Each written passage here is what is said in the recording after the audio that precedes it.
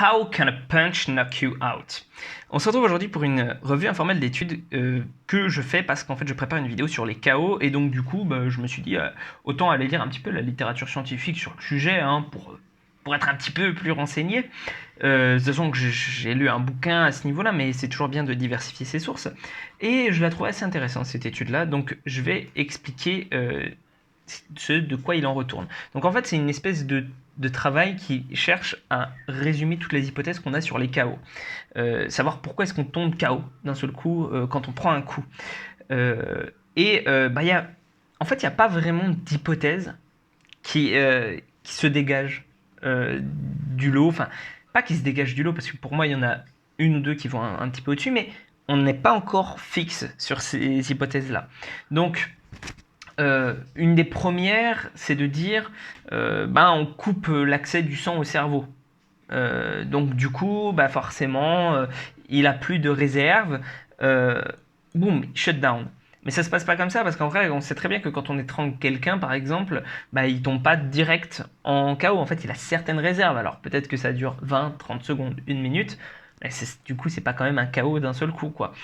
Donc deuxième hypothèse, blessure vasculaire. C'est-à-dire que boum, hémorragie dans le cerveau et du coup KO. Alors ça se passe, mais ça ne se passe que sur les KO, enfin on le remarque à l'échographie, que sur les KO qui ont provoqué la mort. C'est-à-dire que pour les gens qui ont juste eu un KO et qui ont fait une échographie, en règle générale on ne voit pas ça. Donc c'est plutôt une hypothèse à écarter. Pour moi ça fait partie des deux hypothèses et voilà, je pense pas que ce soit le cas. Une autre hypothèse qui est vachement intéressante, c'est qu'en fait on aurait des neurones mécanosensibles, donc dans notre tête, mécanosensibles, enfin piézoélectriques, je sais pas vraiment.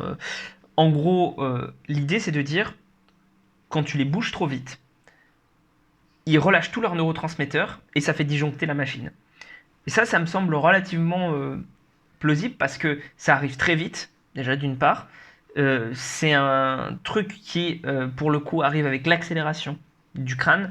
Or, on sait qu'il subit une grosse accélération, en fait, le cerveau, quand on se prend une patate comme ça, et que plus notre coup, enfin, il n'est pas fort, en fait, moins notre coup est fort, finalement, plus on risque d'avoir un KO, et plus ta tête prend une accélération. Donc ça me semble pas trop bête, mais il y a aussi une autre chose qu'on sait, c'est que on a nos axones, notamment ceux qui sont à la base du crâne, qui souvent, très souvent dans les KO, sont impliqués. C'est-à-dire qu'en fait, un KO, tu vas le prendre souvent quand on tape à la base du cou, quand on tape à l'arrière de la tête. Alors c'est hyper facile à l'arrière de la tête, ou quand on tape dans le menton. Mais ce qui a fait quoi? Ça fait une accélération avec un levier au niveau de la base de ton crâne. Ça donne une plus grande force à l'arrière de ta tête.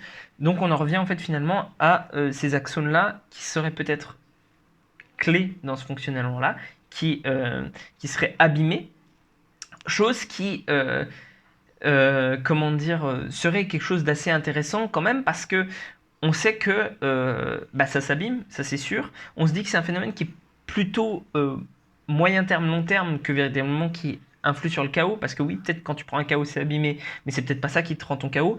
Mais en attendant, la chose qu'on sait aussi, c'est que quand un axone est abîmé de cette façon-là, c'est irrémédiable. C'est-à-dire qu'il va se réparer un peu, mais il sera toujours un petit peu abîmé. Or, on sait que les gens qui sont déjà pris des KO, ils ont tendance à se reprendre beaucoup plus facilement. Et plus tu t'en es pris dans ta vie, plus tu t'en prendras des tonnes. Donc en fait finalement, ça pourrait être une explication parce que c'est jamais vraiment réparé. Et donc, boum, ça repète, ça repète, ça re-repète. Et voilà, ce serait peut-être lié à ça. Sachant que je vais parler de tous les dangers de prendre des KO dans ma vidéo sur le sujet. Donc je t'invite à rester alerte vis-à-vis de ça. Voilà. Et sur ce, prends soin de toi et on se retrouve pour une prochaine vidéo.